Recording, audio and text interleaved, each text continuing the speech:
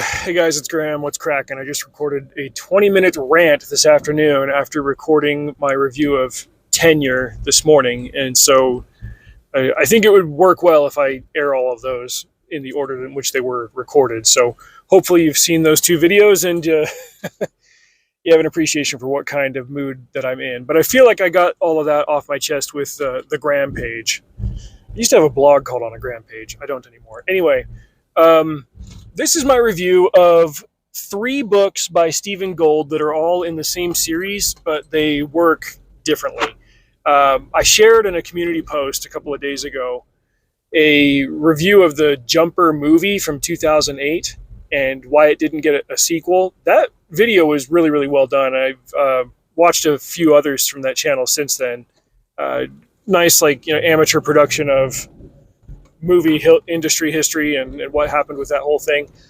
Before that movie came out, I had never even heard of the book, and that's why I read the book, and it's why I wanted to get into others in the series. At the time, I'm pretty sure only 3 were out. 2 more have been written since then. Quick summary of the movie. Jumper is about a guy who discovers that he's got powers of teleportation, and he starts just using them for personal gain, steal stuff, get rich, travel over the world, don't have to work. But then he finds out that there's secretly a group of people that hunt down jumpers, because there's more than one. He's not the only one. And they hunt him down and they kill him because jumpers always go bad. And that's it. It's very plain and straightforward. The jumper was played by Hayden Christensen. The bad guy, the leader of the Paladins, that was the name of the group, was played by Samuel L. Jackson, so a little bit of Star Wars reunion there. And then the rest of the cast was pretty loaded. Michael Rooker played Hayden Christensen's dad. The name of the actress that played his mom is escaping me right now, but she's got a very familiar face. And a very brief cameo at the end there, he finds out that he's got a sister, and she's played by Kristen Stewart with her typical Kristen Stewart expression on her face. His girlfriend is played by Rachel Bilson. I believe that Hayden Christensen and Rachel Bilson actually hooked up over this movie, and they got married. They were married for 10 years, and then they got divorced. But yeah, this movie was where it all started. And then Jamie Bell plays another jumper named Griffin, who's been a jumper his entire life. Ever since he was a kid, he knew he was a jumper, and he's been on the run from the Paladins, and so he's a little bit more battle hardened, and he's able to teach David how you run from these people, how you hide from them and stuff. But he's also willing to kill, whereas David is not quite there yet. And so the whole premise of it is okay, well, how do I get off of these people's radar and get them to leave me alone and save this girl that I like, because she's on their radar now as they're trying to hunt me, and they've got technology that makes it possible for them to trap me, even makes it so that I can't jump away, and they can even follow me when I jump. It was a cool, simple action thriller, and I was surprised that it didn't get a sequel. Apparently it was successful financially, but that video went into why it didn't work. Frankly, I think that the success of branded superhero movies right around that same time are part of what did it in. Because just a couple of months after Jumper came out in 2008, Iron Man kicked off, and The Dark Knight made over $1 billion. And then the rest of those Marvel movies started happening. And so, something off-brand might not have had as much success, but irrelevant. I really enjoyed that movie, and it got me into the books. So I picked up the book, and it was written, I don't know, probably in the 90s. And it was quite different from the movie. It started out very, very similar. And I kept expecting the bad guy, Roland, to show up, and he never did. Really, the story was about a teen kid named David who discovers by accident that he has this teleportation power, mostly in the same way. He's walking on ice, he falls through the river, and he panics and teleports somewhere familiar. And then his mom is gone, his dad is abusive, and he eventually decides to go on the run and be a homeless kid with his jumping power. And then from there, it's just an exploration of what would a kid with that upbringing and that background do if he had the power to just teleport anywhere? And so he does a lot of the stuff that he did in the movie. He robs a bank. The book goes into more detail about how he's basically able to launder the money, and how he's got to get money orders. He can't just like open an account, but he's got to have a checking account to pay the rent. So it gets into the details of like what he would really technically be up against if he robbed a bank and then had to use the money without ending up on like the IRS's radar and stuff. But from there, like he doesn't have anybody come hunt him down because he's a jumper. He finds out that his mom is still alive. He thought that she was dead or whatever, like estranged. Like he's able to sit down and talk with her, and he finds out that she's like a negotiator for the government or something. This is me just remembering this from like having read it 16 years ago. But then he sees her on TV, like after he starts to like kind of have a relationship with his mother again. He sees her on TV, like doing some hostage terrorist negotiation type thing. And she gets killed by some terrorists. And so he starts using his jumping power to like torture and harass these terrorists and just take it out on them. He does also meet Millie or Melly. We'll say Millie.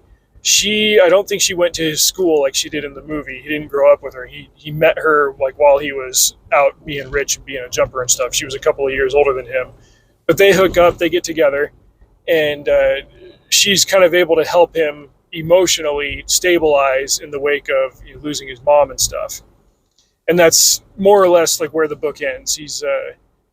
It's not so like comic booky where like, oh, I've got these powers and bad guys are after me, and like in the movie, he's picked on by a bully in high school, and then when he comes back and he's an adult, he uses his jumper powers to get back at the bully, like typical superhero movie fare.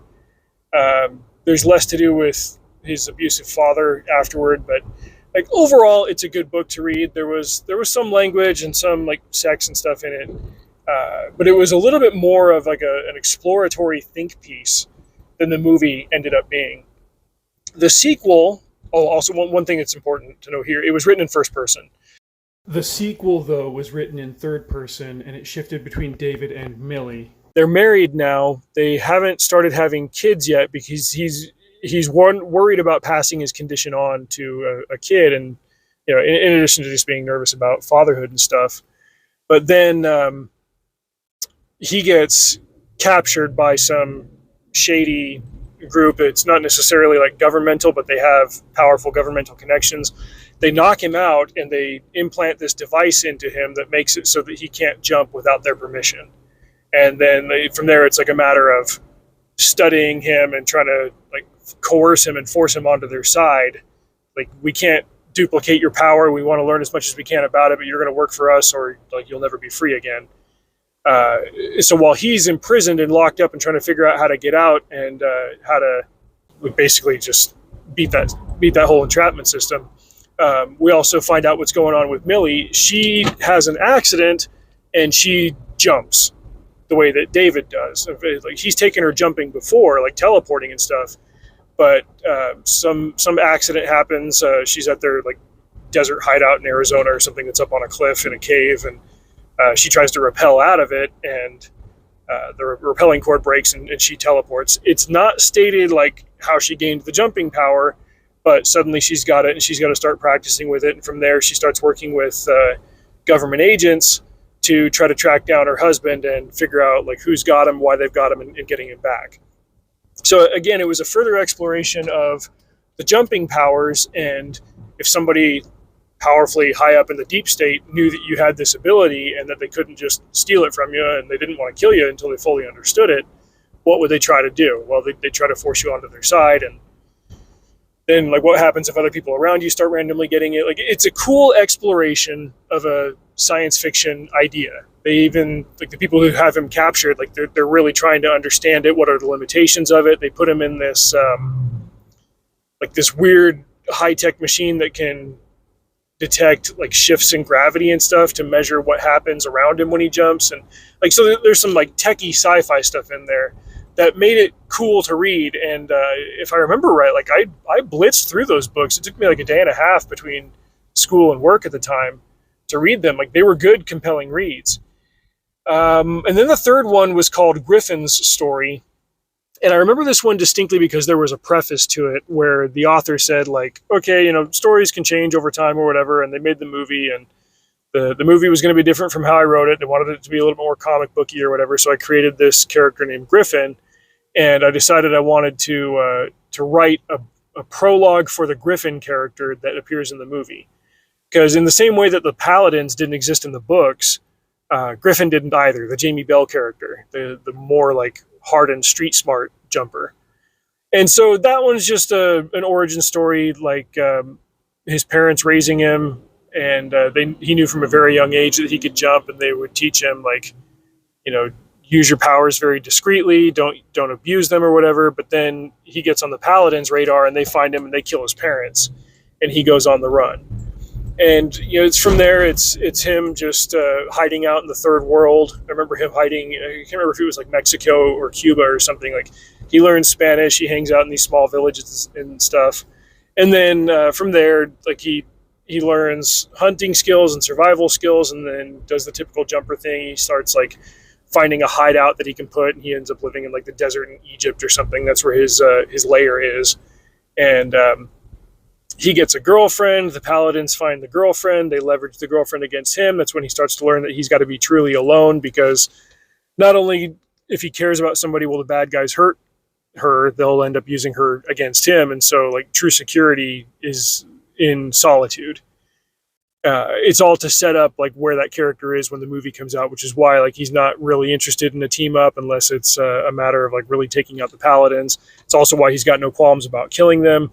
So even though it was a departure really from what had been established and from the canon of the books, it served very well as a prequel to the character for the movie. It's just there was no square in that circle in terms of like, oh yeah, and we're just going to pretend that the Paladins have been there all along. Like it's like any comic book that's got variants or spin-offs or whatever. It's like, okay, well in this chronology, in the continuity, that's the word I'm looking for. In this continuity, it goes this way.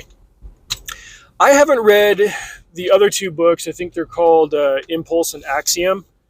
As far as I understand, they follow the continuity of the first two books, but Gold has written more. Like I haven't kept up with it, but I remember enjoying those first two. I thought Reflex, it was a bit of a struggle to get started in there, but it was interesting to see like, this is what David does when he loses his power, and this is what Millie does when she gains the power. Her character was a bit different in the books from how she was in the movie, but that's fine. Like the books were worth reading, and now that I've gone down this trip down memory lane, remembering all that stuff, like I want to go read the next two, I guess, and see like how it all concludes and wraps up. If I understand right, I read the summary, like the back cover copy of Impulse, I think, and apparently it happens like down the line when David and Millie have a kid, I think a daughter, and she's got the jumping power, and so now it's her story, which is cool. I'm curious to see how he goes on and develops that from there. But that's a comparison of the story from the books versus the story from the movie. Somebody bought the movie rights, they adapted it, but they changed some pretty significant stuff. They followed some of the major story beats, but they went in another direction. And the movie was good. It was financially successful. There were a couple of factors that led to its demise, and then you figure now, like, chances of a late sequel are pretty much impossible unless they recast Millie's character, because, hey, who really wants to get together with their ex-wife and make a movie where you got to kiss each other and stuff? Joni doesn't love Chachi so much anymore, you know? Anyway, if you've read the Jumper books and the sequels, let me know what you think. Till next time, drive safe. See you out there.